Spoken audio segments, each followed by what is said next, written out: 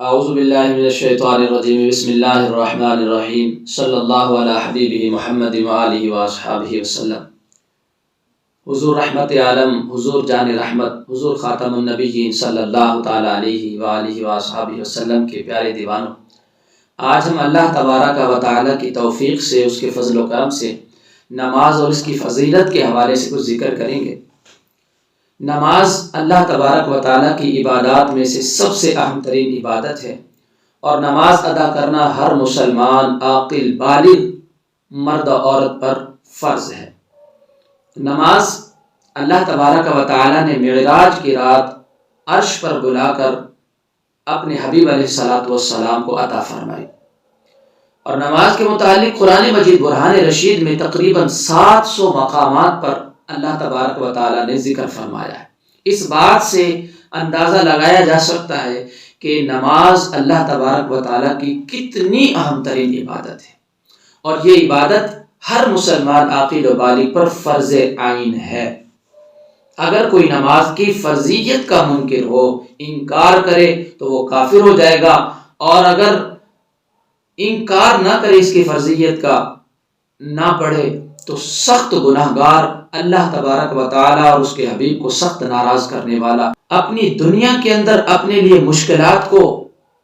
اکٹھا کرنے والا، اور اپنی قبر و حشر اور آخرت کو برباد کرنے والا ہوگا۔ پیارے مسلمانوں، قرآن مجید برہان رشید کی سورۃ البقرہ کی آیت نمبر 238 دوسرے پارے کے اندر رب قدیر نے ارشاد فرمایا کہ حافظوا علی الصلوات، نمازوں کی حفاظت کرو۔ فرمایا والصلاۃ الوسطی، درمیانی نماز کی خاص طور پر حفاظت کرو، اور وقوموا للہ قانتین، اور اللہ تعالیٰ کے لیے سیدھے کھڑے ہو جاؤ۔ اور قرآن مجید برہان رشید کے پہلے پارے کے اندر سورۃ البقرہ آیت نمبر 43 میں اللہ سبحانہ و تعالیٰ نے ارشاد فرمایا وَأَقِيمُوا الصَّلَاةَ وَآتُوا الزَّكَاةَ، نماز کو قائم رکھو اور زکوٰۃ ادا کرو۔ اور 5ویں پارے کے اندر سورۃ النساء میں آیت نمبر 103 میں اللہ تبارک و تعالیٰ نے ارشاد فرمایا ان الصلاۃ کانت علی المؤمنین کتابا موقوتا، کہ بے شک نماز مومنوں پر وقت مقررہ پر فرض کی گئی ہے۔ پیارے مسلمانوں، ان تینوں آیات قرآنی سے ہمیں پتہ کیا چلتا ہے کہ اللہ تبارک و تعالیٰ نے ہمیں نمازوں کو قائم رکھنے کا، ان کو مسلسل پابندی سے پڑھنے کا حکم فرمایا، نمازوں کی حفاظت کا حکم فرمایا ہے، خاص طور پر نماز عصر کی حفاظت کا۔ نماز کی حفاظت کیا ہے کہ جب اس کا وقت ہو جائے تو اس کو ادا کیا جائے، اس کو اچھے طریقے سے اس کے فرائض، سنن و مستحبات کے ساتھ پڑھا جائے، تو یہ نماز کی حفاظت ہے۔ پیارے مسلمانوں، نماز کی فضیلت کے حوالے سے احادیث سماعت کیجیے کہ پیارے پیارے حبیب علیہ الصلوۃ والسلام نے نماز کی کتنی فضیلت بیان کی ہے۔ حضور نبی رحمت شفیع امت صلی اللہ تعالی علیہ وآلہ وسلم نے ارشاد فرمایا کہ نماز ایمان کی نشانی ہے۔ جس نے اپنے دل کو نماز کے لیے فارغ کیا، جس نے اپنے دل کو نماز کے لیے فارغ کیا اور اس کی حدود کی حفاظت کی، تو وہ کامل مومن ہے۔ یعنی ایمان کے کامل ہونے کے لیے میرے پیارے حبیب علیہ الصلوۃ والسلام نے ارشاد فرمایا کہ ایک بندہ مومن کو چاہیے کہ وہ اپنے آپ کو نماز کے لیے فارغ کرے، اپنے دل کو نماز کے لیے فارغ کرے، اور دل جمعی کے ساتھ، پوری توجہ کے ساتھ اس رب قدیر کی اس پیاری عبادت کو ادا کرے۔ امیر المومنین حضرت سیدنا عمر فاروق اعظم رضی اللہ تعالی عنہ نے منبر پر فرمایا کہ ایک شخص اسلام کی حالت میں بوڑھا تو ہو جاتا ہے، لیکن اس کی نماز کامل نہیں ہوتی۔ عرض کی گئی وہ کیسے؟ ارشاد فرمایا نہ تو وہ نماز کے رکوع و سجود کو کامل ادا کرتا ہے، اور نہ ہی نماز میں خشوع و خضوع کا اہتمام کرتا ہے۔ اور پیارے مسلمانوں، ہماری حالت آج کچھ ایسی ہی ہے کہ ہم ایک مسلمان گھر کے اندر پیدا ہوئے، اور اس رب قدیر کے فضل و کرم سے، پیارے حبیب کے صدقے سے ہم مسلمان ہیں، صاحب ایمان ہیں، لیکن باوجود اس کے ہم نماز کو سیکھتے نہیں ہیں، ہم نماز کو صحیح طریقے سے پڑھتے نہیں ہیں۔ اور اسی بات کا حضرت سیدنا عمر فاروق اعظم رضی اللہ تعالیٰ عنہ نے ذکر فرمایا کہ ہم مسلمان ہیں، اور مسلمان ہونے کے ساتھ ساتھ ہم بوڑھے ہو جاتے ہیں، بڑھاپے کی عمر کو پہنچ جاتے ہیں، لیکن ہماری نمازیں صحیح نہیں ہوتی، کہ نہ ہم رکوع صحیح کرتے ہیں، نہ ہم سجود صحیح کرتے ہیں، اور نہ ہی نماز کے اندر خشوع و خضوع کو قائم کرتے ہیں۔ پیارے مسلمانوں، یہ خشوع اور خضوع کیا ہے؟ نماز کو اچھے طریقے سے ادا کرنا، پورے دھیان اور توجہ کے ساتھ ادا کرنا، یہ خشوع اور خضوع کہلاتا ہے۔ اور یہ خشوع اور خضوع حاصل کیسے ہوگا؟ کہ جب ہم نماز کو سیکھیں گے، جب ہمیں معلوم ہوگا کہ نماز کے اندر فرائض کیا ہے، نماز کے اندر کون کون سے واجبات ہیں، کون سے کام سنت ہیں، اور نماز کے اندر کون کون سے کام مستحب ہیں۔ جب ہم نماز کے فرائض، سنن اور مستحبات کو یاد کریں، ان کو سیکھیں، اور پھر اللہ تبارک و تعالیٰ کی عبادت نماز کے لیے حاضر ہوں، یہ سب چیزیں ہمیں معلوم ہوں، تو پھر یقیناً ہمیں نماز کے اندر خشوع اور خضوع حاصل ہوگا۔ ام المومنین حضرت عائشہ صدیقہ رضی اللہ تعالیٰ عنہ فرماتی ہیں کہ مصطفیٰ جان رحمت صلی اللہ تعالیٰ علیہ وآلہ وسلم ہم سے اور ہم آپ سے گفتگو کر رہے ہوتے، اور جب نماز کا وقت آتا تو آپ صلی اللہ تعالیٰ علیہ وآلہ وسلم ایسے ہو جاتے گویا آپ ہمیں جانتے ہیں نہ ہم آپ کو جانتے ہیں۔ ایسی حالت حضور علیہ الصلوۃ والسلام کی ہو جاتی جب نماز کا وقت ہوتا، صرف اللہ تعالیٰ کی عبادت میں مشغول ہو جاتے، باقی سب رشتے، سب تعلقات اور سب مصروفیتوں کو چھوڑ دیتے تھے۔ اور ایک بندہ مومن کو اس رب قدیر کا حکم بھی یہی ہے کہ جب اس کی عبادت نماز کا وقت ہو جائے تو اب اسے چاہیے کہ وہ چھوڑ دے اپنے کام کو، اپنی مصروفیت کو چھوڑ دے، اور اللہ تعالیٰ کی بارگاہ میں حاضری دے، نماز ادا کرے، وہ یہ فریضہ ادا کرے تاکہ اس سے اس کا رب راضی ہو، پیارے پیارے حبیب کی رضا اسے حاصل ہو، اس کی دنیا بھی اس کے لیے سنور جائے اور آخرت بھی سنور جائے، یعنی دارین کی برکتیں اسے نصیب ہوں۔ حضرت سیدنا حسن بصری علیہ رحمۃ اللہ القوی سے کسی نے پوچھا کیا وجہ ہے کہ تہجد پڑھنے والوں کے چہرے دیگر لوگوں سے زیادہ خوبصورت ہوتے ہیں، اور لوگوں کی بنسبت جو تہجد پڑھنے والے ہوتے ہیں ان کے چہرے خوبصورت ہوتے ہیں؟ اللہ تعالیٰ ان کے چہروں پر نور نازل فرماتا ہے، ان کے چہرے چمک رہے ہوتے ہیں، ایک خوبصورتی ہوتی ہے ان کے چہروں پر۔ تو حضرت سیدنا حسن بصری رحمۃ اللہ علیہ سے کسی نے یہ سوال کیا کہ ان کی اس خوبصورتی کا راز کیا ہے، وہ اتنے خوبصورت اور حسین کیوں نظر آتے ہیں؟ تو آپ نے فرمایا اس لیے کہ انہوں نے اللہ عز و جل کے لیے تنہائی اختیار کی تو اس نے انہیں اپنے نور میں سے ایک نورانی لباس پہنا دیا۔ یہ خوبصورتی کا اور یہ چمکنے دھمکنے کا لباس اللہ تبارک و تعالیٰ اسے اپنی بارگاہ میں تنہائی اختیار کرنے کی وجہ سے عطا فرماتا ہے۔ حضرت سیدتنا رابعہ بصری عدویہ رحمت اللہ تعالی علیہ دن رات میں 1000 رکعت نماز پڑھتی۔ اللہ اکبر، سبحان اللہ، کیسی اللہ تبارک و تعالیٰ کی بندی ہیں، کیسی نیک خاتون ہیں، کتنی اعلیٰ سیرت کی مالکہ ہیں کہ ایک دن اور رات میں 24 گھنٹوں میں 1000 رکعت نفل پڑھتی تھی۔ اور پھر قربان جائے اتنی نفل نمازیں پڑھنے کے باوجود ان کی خواہش کیسی تھی؟ نماز حضور علیہ الصلوۃ والسلام کی آنکھوں کی ٹھنڈک ہے، جو شخص نماز پڑھتا ہے وہ حضور علیہ الصلوۃ والسلام کی آنکھوں کو ٹھنڈک پہنچاتا ہے، اس سے پیارے پیارے حبیب علیہ الصلوۃ والسلام کو خوشی ملتی ہے، آنکھوں کو ٹھنڈک پہنچتی ہے۔ حضرت رابعہ بصریہ عدویہ رحمت اللہ تعالی علیہ آپ 1000 رکعت دن اور رات میں پڑھتی، اور پھر کیا کہتی کہ میں ان رکعتوں کو اس لیے نہیں پڑھتی کہ اللہ تعالیٰ مجھے ان کا ثواب عطا فرمائے، بلکہ یہ 1000 رکعت نفل میں اس لیے پڑھتی ہوں کہ تاکہ مجھ سے حضور نبی مکرم شفیع معظم نبی رحمت شفیع امت احمد مجتبی محمد مصطفیٰ صلی اللہ تعالی علیہ وآلہ وآلہ وسلم کی ذات خوش ہو جائے، راضی ہو جائے، اور وہ حبیب کل بروز قیامت لوگوں سے کہیں کہ دیکھو یہ میری امت کی وہ خاتون ہے جو دن اور رات میں 1000 نفل پڑھا کرتی تھی۔ اللہ اکبر کبیرہ، کاش کہ اللہ سبحانہ و تعالی اپنے ان پیاروں کا صدقہ ہمیں بھی ایسا ہی جذبہ عطا فرما دے۔ حضرت سیدتنا ہشام بن عروہ رحمت اللہ تعالی علیہ کا بیان ہے کہ میرے والد محترم حضرت سیدنا عروہ بن زبیر رحمت اللہ تعالی علیہ فرض نماز کو دراز کرتے اور ارشاد فرماتے یہ میرا اصل سرمایہ ہے۔ فرض نماز کی ادائیگی میں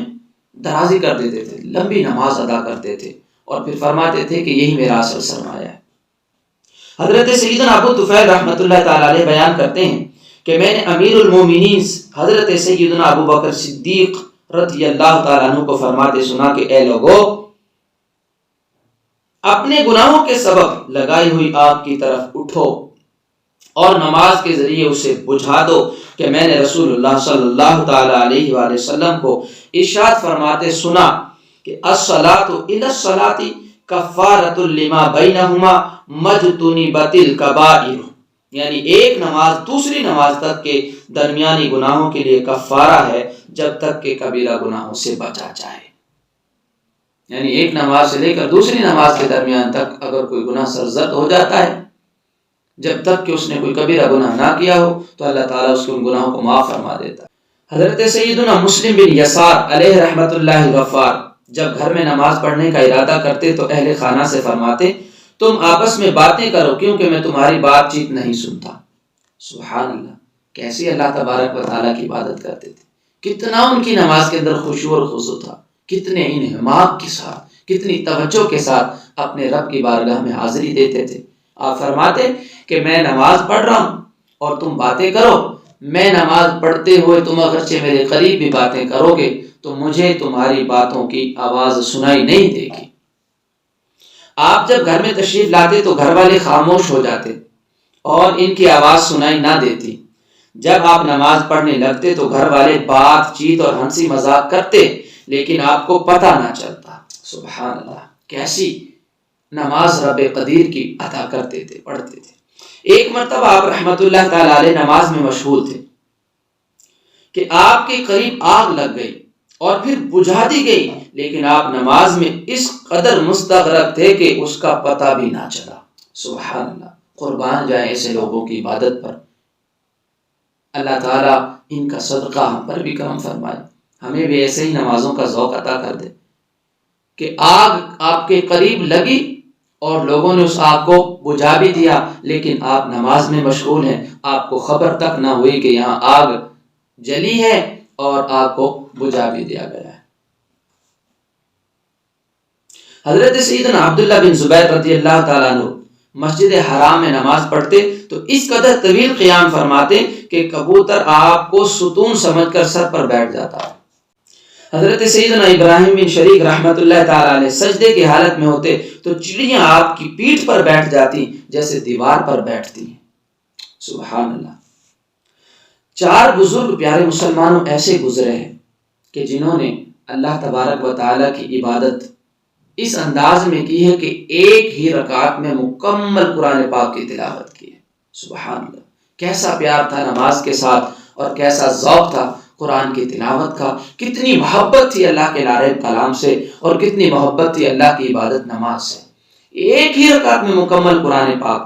اور آج ہماری حالت یہ ہے کہ رمضان المبارک کا مہینہ ہو، تراویح کے اندر 20 رکعتیں ہوں اور پورا مہینہ ہو، پھر بھی ہم سے ایک قرآن پاک ختم نہ کیا جاتا ہے اور نہ سنا جاتا ہے۔ وہ 4 بزرگ کون ہیں؟ نمبر 1،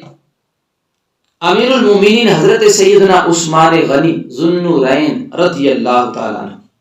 حضرت سیدنا تمیم داری، حضرت سیدنا سعید بن جبیر اور حضرت سیدنا امام ابو حنیفہ نعمان بن ثابت رضی اللہ تعالی عنہ۔ یہ 4 ایسے شخصیتیں ہیں، ایسے بزرگ ہیں، ایسے اللہ کے محبوب بندے، اللہ کی محبوب عبادت نماز سے محبت کرنے والے کہ ایک ہی رکعت کے اندر پورے قرآن پاک کی تلاوت کرنے والے تھے۔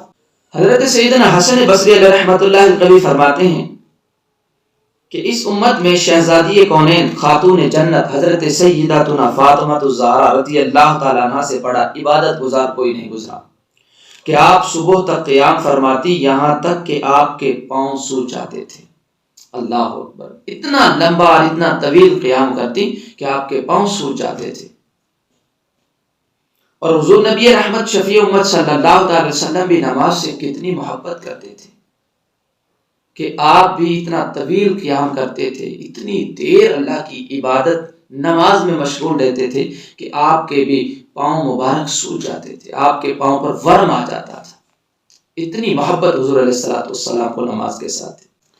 ایک شخص نے بارگاہ رسالت میں آپ صلی اللہ علیہ وسلم نے عرض کی کہ یا رسول اللہ، آپ اپنے رب کی بارگاہ میں دعا کیجیے، اللہ عز و جل سے دعا کیجیے کہ اللہ تعالیٰ جنت میں مجھے آپ کا قرب عطا فرما دے، آپ کا پڑوس عطا فرما دے۔ تو حضور نبی مکرم شفیع معظم صلی اللہ تعالیٰ علیہ وآلہ وسلم نے ارشاد فرمایا کہ اعنی علی نفسک بکثرت السجود، کہ سجدوں کی کثرت کے ساتھ اس معاملے میں مدد کر، یعنی کثرت کے ساتھ تو سجدے کر، کثرت کے ساتھ تو نماز ادا کر، اللہ تبارک و تعالی تجھے میرا قرب عطا فرما دے گا۔ حضرت سیدنا حاتم اصم علیہ رحمت اللہ الاکرم فرماتے ہیں کہ ایک مرتبہ میری جماعت فوت ہو گئی، تو حضرت ابو اسحاق بخاری علیہ رحمت اللہ باری نے مجھ سے تعزیت کی۔ سبحان اللہ، کیسا جذبہ تھا نماز کا، کیسی محبت تھی نماز کے ساتھ، جماعت نکل گئی بس۔ تو اس کی تعزیت کے لیے، آج تو ہم صرف تعزیت کے لیے جاتے ہیں جو فوت ہو جائے، لیکن یہاں حال یہ تھا کہ یہ نماز کو جو پڑھنے والے تھے، نماز سے جو محبت کرنے والے تھے، ان کا حال یہ تھا کہ اگر جماعت کے ساتھ نماز رہ جاتی تو اس کی تعزیت کے لیے اس شخص کے پاس آتے تھے جس کی جماعت ترک ہو جاتی تھی، جس کی جماعت نکل جاتی تھی۔ منقول ہے کہ بزرگان دین رحمت اللہ المبین نماز کے ساتھ ایسی محبت کرتے تھے کہ اگر ان کی تکبیر اولا فوت ہو جاتی تو 3 دن تک، اور اگر جماعت ہی فوت ہو جاتی تو 7 دن تک اپنے نفس کو ملامت کرتے تھے، اپنے نفس کو ملامت کرتے تھے، کوستے تھے اپنے آپ کو کہ یہ ہم نے کیا کیا کہ تکبیر نکل گئی، جماعت نکل گئی۔ اللہ اکبر۔ اے پیارے مسلمانوں، ذرا سوچو، اللہ کے ان پیاروں کو نماز کے ساتھ کیسی محبت تھی، کتنا پیار تھا کہ اگر تکبیر رہ جاتی تو 3 دن تک افسوس کرتے، اور اگر جماعت نکل جاتی تو 7 دن تک دکھ ہوتا تھا، افسوس کرتے تھے کہ ہماری جماعت کی نماز ہم سے نکل چکی۔ اللہ تبارک و تعالیٰ کی بارگاہ میں دعا ہے کہ اللہ تعالیٰ نماز کے معاملے میں ہماری مدد فرمائے